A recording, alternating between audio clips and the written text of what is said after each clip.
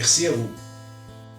Effectivement, il s'agit d'une nouvelle trajectoire des développements dans leurs multiples dimensions, dans des contextes qui, moins que je puisse dire, sont lamentables, déplorables et pathétiques.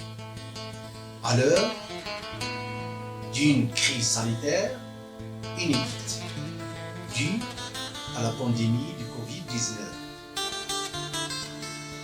Les jeux des acteurs centraux, des acteurs territoriaux, les enjeux des territoires sont mis à de rudes épreuves et sont confrontés à des véritables dilemmes. Et dans les pays dits intégrés dans la mondialisation et dans les pays en voie d'intégration dans la mondialisation et dans les pays en marge de la mondialisation. Les défis à relever, les paris, les enjeux à gagner sont d'une complexité extrême. Particulièrement pour les pays aux revenus moyens, faibles et très faibles. Ces pays subissent les injustices qui leur sont infligées par les règles de jeu actuelles de la mondialisation. Ces pays sont les plus touchés de la crise du climat, dont les coûts leur sont très élevés. Ces pays sont les plus touchés, les plus impactés de la crise de la pandémie due au virus de Covid-19 au niveau économique et social. Ces pays s'écrasent sous les poids insupportables des dettes extérieures qui dépassent les 600 milliards de dollars chaque année et perdent plus de 2000 milliards de dollars annuellement, des sommes colossales qui glissent dans les caisses et les budgets des grandes puissances économiques, notamment la triade, l'Amérique du Nord, l'Union européenne, le Japon. En plus de la triade, on trouve également le géant économique chinois, les pays industrialisés du sud-est asiatique, à savoir la Corée du Sud, Singapour, Taïwan, Hong Kong, sans oublier les nouveaux pays émergents comme l'Inde et le Brésil. À cause des échanges commerciaux, des divisions de travail internationales inéquitables et injustes, les démographies galopantes sévissent sur les vies sociales, économiques, culturelles, environnementales des pays en voie de développement qui vivent aujourd'hui un double handicap. Le premier est lié aux fuites des ressources humaines compétentes, des substances grises étant les vrais capitaux.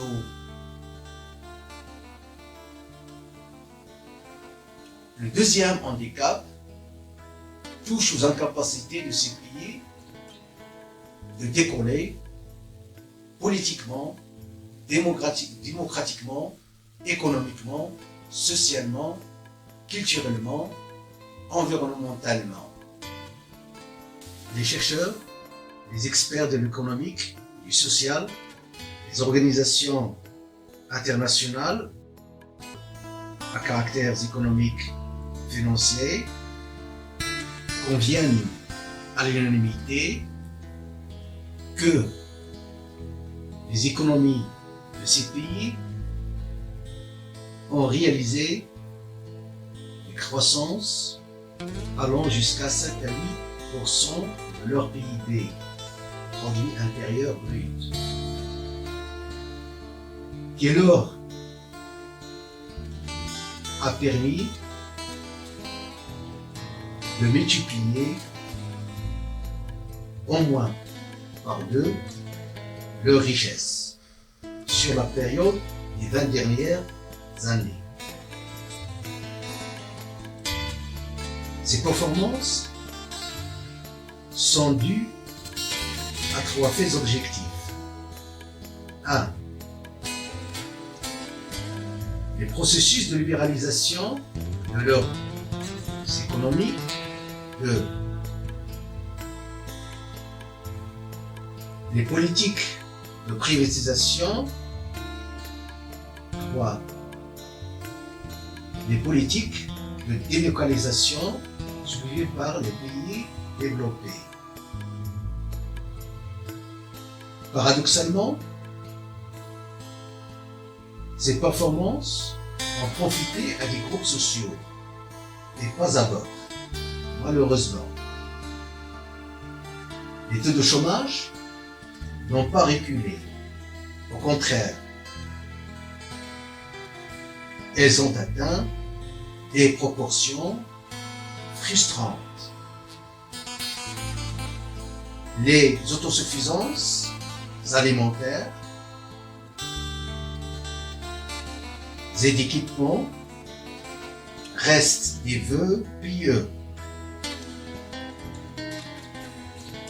Les déficits commerciaux se creusent avec le temps et absorbent les mannes des devises. Les recouvrements des importations par les exportations sont en régression permanente. Bref, les modèles économiques en cours dans les pays en voie de développement ont atteint leurs limites et des phases du non-retour. Plusieurs catégories sociales sont en dehors des systèmes de production, des protections sociales, les secteurs économiques informels freinent les processus économiques, échappent au contrôle des circuits financiers et fiscaux,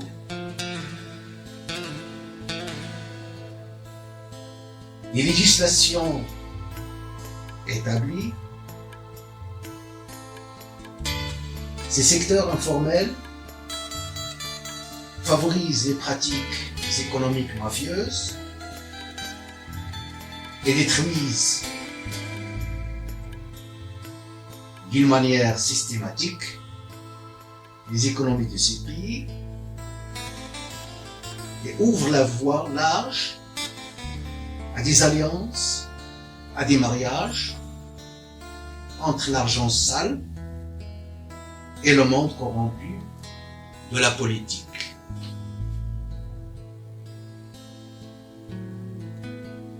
De ces états de lieu et de fait, les pays en voie de développement sont interpellés plus que jamais à changer les trajectoires de leur développement. Dans la vidéo précédente, j'ai traité et analysé les nouvelles trajectoires au niveau politique. Dans cette présente vidéo, je continue à explorer, à prospecter les nouvelles trajectoires, mais cette fois-ci sur le plan de l'économie, de la gouvernance économique, de l'émancipation économique. économique des femmes.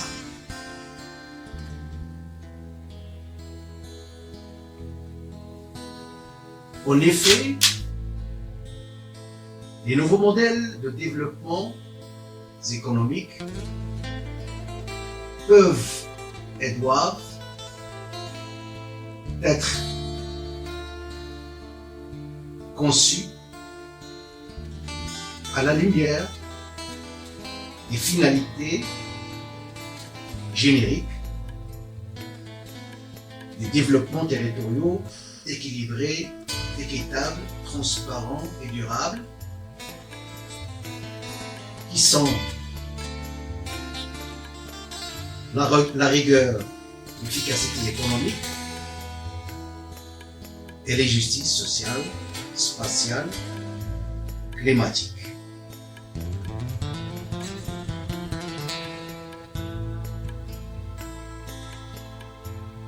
Les pays en voie de développement affrontent des difficultés énormes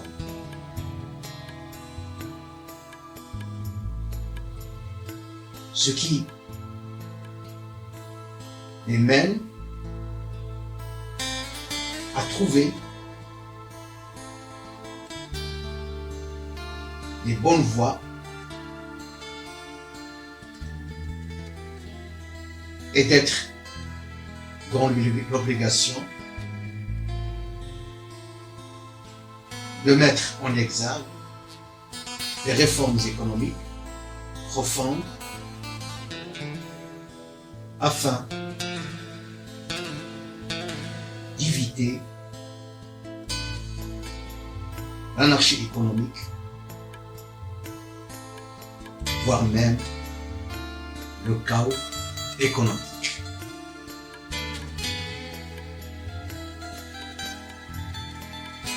Les pays en voie de développement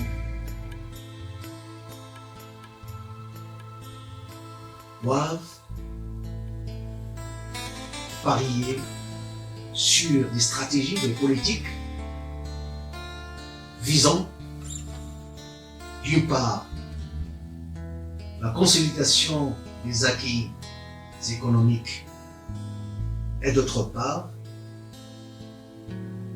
à accélérer les rythmes de création de richesses et des emplois.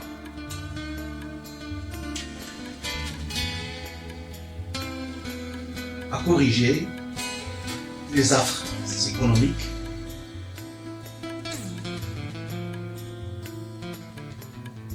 liées au processus de politique entamé dans ces pays et liées également aux mentalités économiques. Ceci passe essentiellement par des valorisations, des optimisations, des atouts, des gisements, des sources inépuisables, des richesses, des emplois mal explorés ou non explorés, mal exploités ou non exploités, que ce soit au niveau des secteurs de l'économie classique, que ce soit au niveau de l'économie sociale et solidaire, que ce soit au niveau des nouvelles économies vertes et bleues, des nouvelles technologies numériques et énergétiques, au niveau de l'économie de l'innovation tech et non tech, que ce soit au niveau des branches économiques mal intégrées ou non intégrées dans les circuits économiques territoriaux, que ce soit au niveau des organisations, des aménagements au profit des économies des pays en voie de développement. Pour y parvenir, ces pays peuvent adopter des approches collaboratives, relationnelles, communicationnelles, dans le sens où les relations sociales et les communications sont des antidotes non violentes aux violences, aux violations, aux agressions, transgressions économiques que subissent les territoires, leur population, les déséquilibres sociaux et spatiaux représentent de vraies entraves au processus de développement économique des pays en voie de développement. Les répartitions des populations de leurs activités économiques sont inéquitables et injustes entre les communes de la même région, entre les régions des pays, réduire les écarts économiques entre ces territoires et espaces nécessite de nouvelles approches touchant à leur réorganisation et réaménagement sur de nouvelles règles et lois purement spatiales, permettant le décloisonnement des duels régions utiles économiquement, régions inutiles, villes portières, villes intérieures, villes campagne, centre périphérie, plaine désert,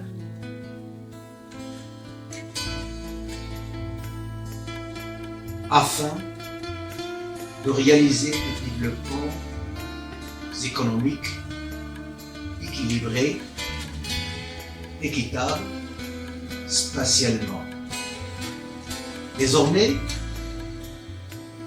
ces pays peuvent adopter des nouvelles conceptions se basant sur plusieurs pôles d'attractivité économique à l'échelle nationale et régionale, au lieu de concentrer toutes les activités économiques dans un seul pôle qui est souvent la grande métropole du pays où tous les fléaux économiques s'expriment: blanchiment d'argent, fraude, corruption, spéculation foncière, les violations des règles et législations établies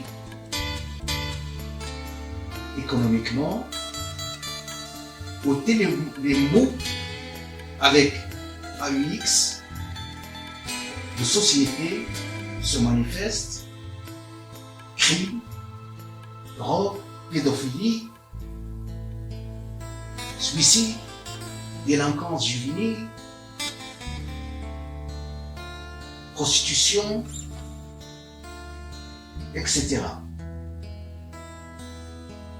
Les nouvelles conceptions d'aménagement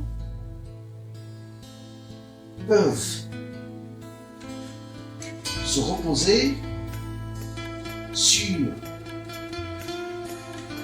des appropriations territoriales et spatiales qui correspondent aux spécificités, aux particularités socio-économiques, socio-culturelles de chaque territoire. Cette multiplicité des pôles ne peut être fiable et adéquate que par les aménagements, les équipements des petits et moyens centres urbains, satellitaires, pour en faire des pépinières de petites et très petites entreprises innovantes et innovatrices, attractives et jeunes, prometteurs et porteurs de projets, ce qui aura des conséquences sur les flux multiples de mobilité des populations qui se font d'habitude vers les métropoles et hors frontières, et d'en faire des bassins d'emploi, de valorisation des compétences, des savoir-être et savoir-faire, dans le but de les mettre au service des territoires, des circuits économiques territoriaux, dans une logique valoriser les secteurs économiques informels. J'apporte quelques réponses et éléments pour mieux définir, catalyser, canaliser et encadrer une nouvelle stratégie économique propre à chaque pays selon les pactes économiques établis consensuellement et selon les choix économiques répondant aux exigences du développement de chaque pays. 1. Valoriser et tirer profit des gisements, des sources inépuisables, des richesses, des emplois au niveau des économies classiques, des comptes, des secteurs primaires, secondaires, tertiaires, sur des nouvelles bases de la durabilité, de l'adaptabilité, de la productivité, de la complémentarité, de entamer les processus d'industrialisation dans les pays en voie de développement, par passer des industries extractives, économies de transformation, d'industrialisation, des produits de substitution. 3. Prendre des mesures incitatives, des dispositifs législatifs, budgétaires, administratifs concernant les promotions des économies vertes et bleues. 4. Accélérer le processus de transition énergétique et numérique. 5. Appuyer et encourager l'utilisation massive des nouvelles technologies dans les productions et les commercialisations. 6. Créer des plateformes d'innovation, de création technologique à l'échelle de chaque pays et à l'échelle bilatérale et multilatérale dans le cadre des partenariats, des coopérations en amont entre les pays du Nord, dits les pays développés, et les pays du Sud, et les pays en voie de développement. 7. Mettre en place des politiques d'innovation non technologique, en l'occurrence l'innovation sociale, pouvant accélérer les performances économiques. 8.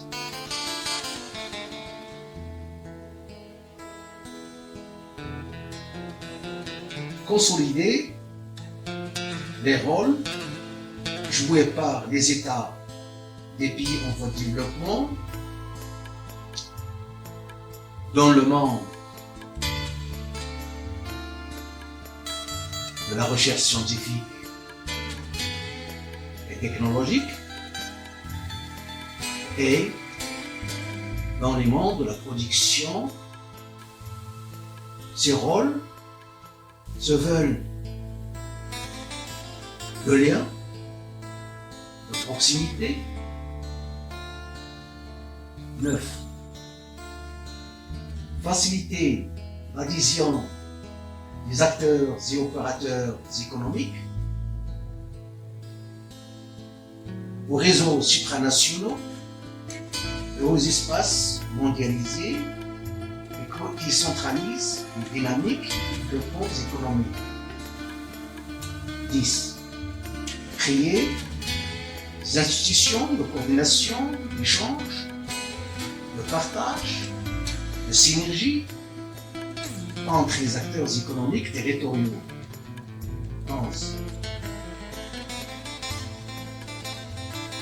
Appuyer et accompagner les très petites et les petites entreprises financièrement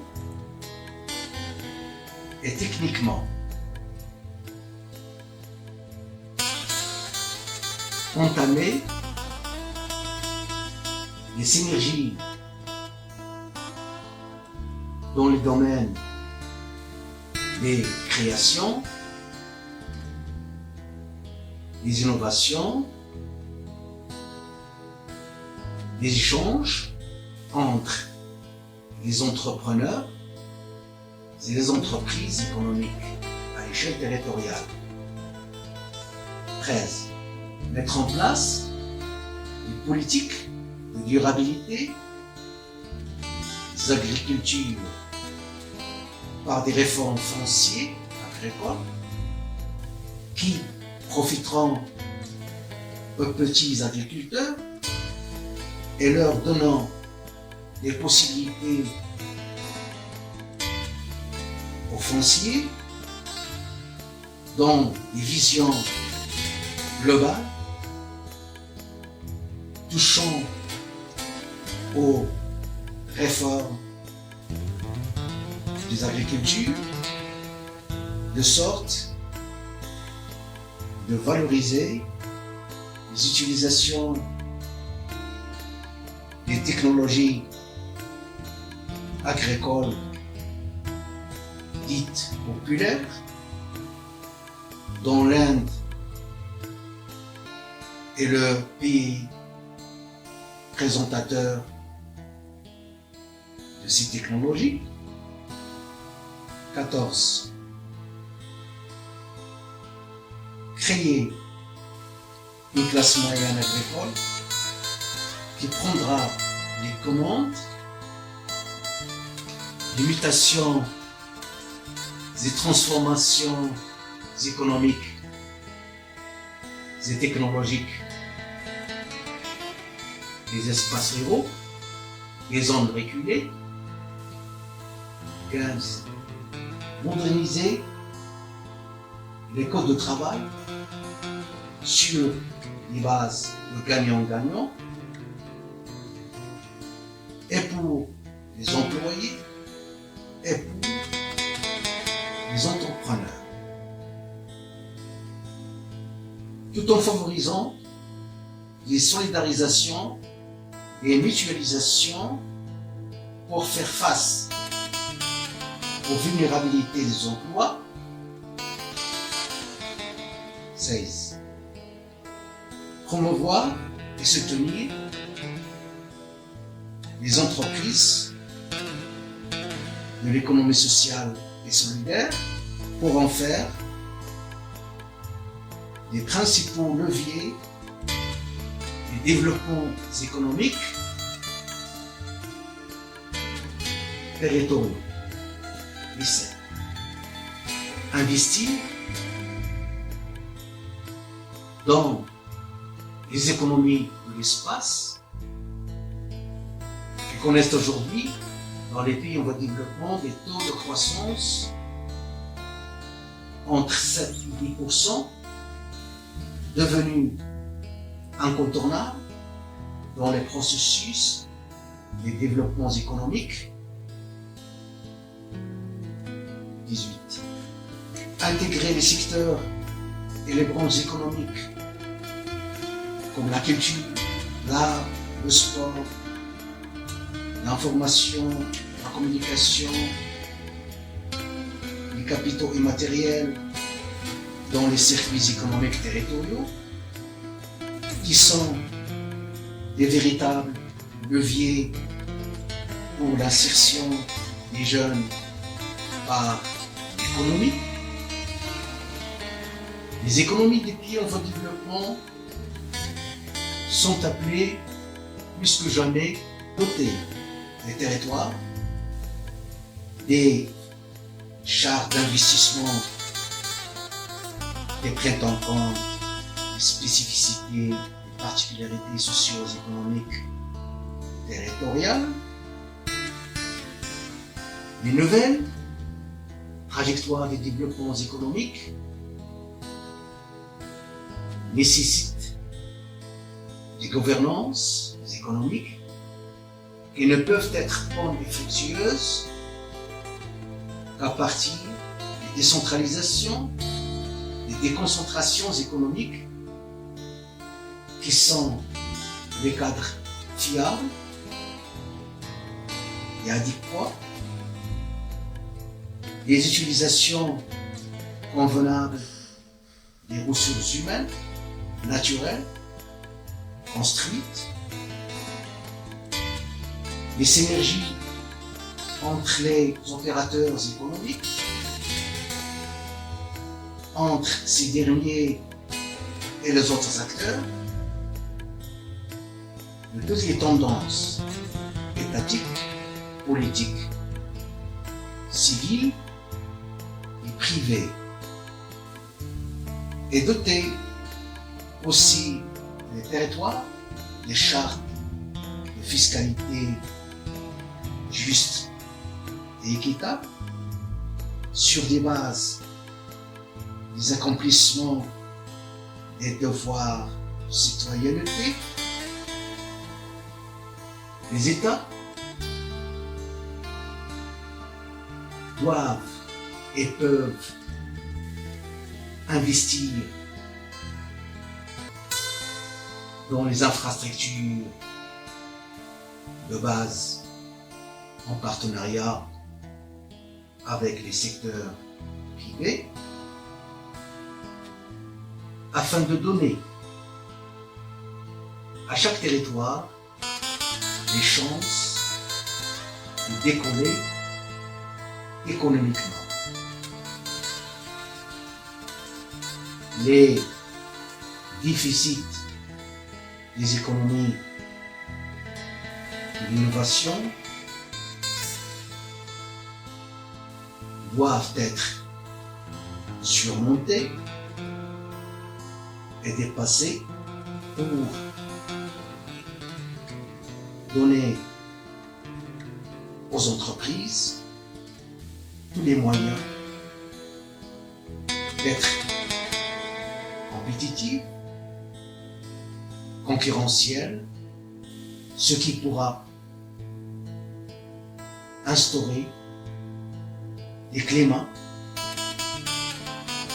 de confiance, de travail dans les entreprises.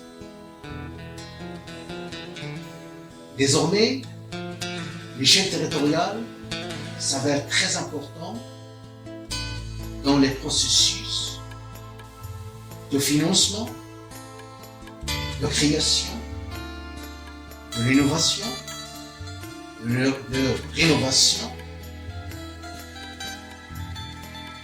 afin de faire de leurs économies plus performantes et attractives pour les investissements nationaux et internationaux. Les dynamiques économiques dans les pays en voie de développement connaissent des retards qui ne sont pas en faveur de leur avenir, de leur intégration dans l'espace mondial, ce qui interpelle ces pays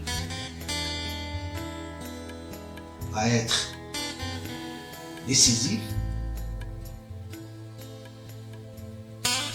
dans leurs décisions économiques, dans leur vision et stratégies économiques. Ceci passe essentiellement par des régionalisations des activités économiques, par des moyens, des mécanismes qui assurent des vraies complémentarités économiques entre les différents secteurs économiques,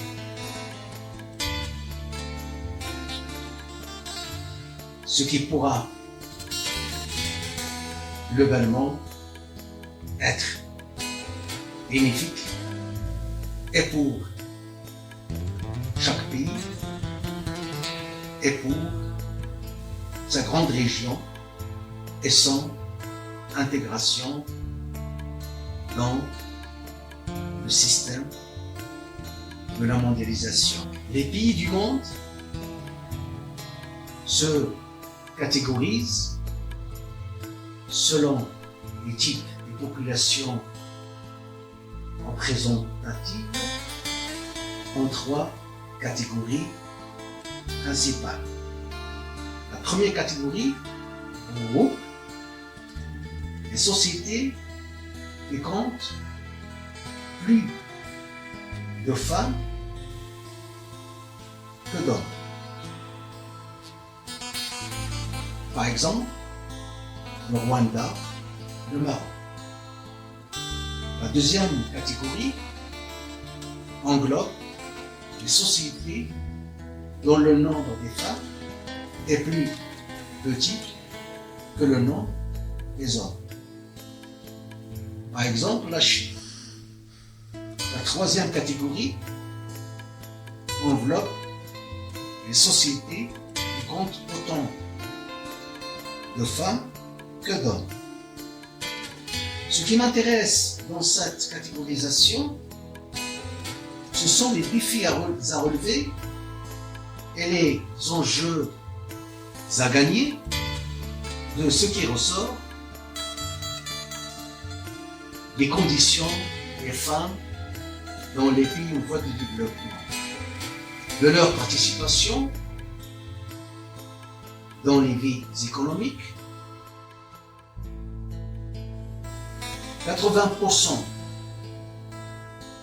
de la nourriture dans les pays en voie de développement est produite par les femmes dans des conditions lamentables et déplorables, sans recevoir en contrepartie aucune rémunération, en sachant que ces femmes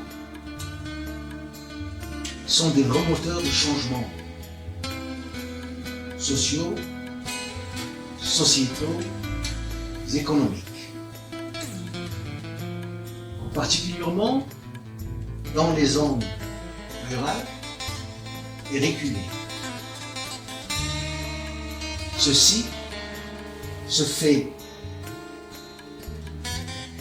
essentiellement par des politiques d'insertion des femmes par l'économie et de leur émancipation économique, tout en prenant en compte les spécificités socio-culturelles de chaque pays en voie de développement, que ce soit en Afrique, en Asie, en Amérique latine. Ce qui interpelle ces pays à faire de la cause féminine son cheval de Troie par des mises en exergue, des finalités qui sont appropriées et qui sont en conformité avec les objectifs prononcés par l'Organisation des Nations Unies pour la période allant de 2015 à 2030. Ces pays seront-ils au rendez-vous? Je pense que les choses ne sont pas du tout faciles et abordables. Cependant, ils sont incontournables et fatidiques. Je vous remercie.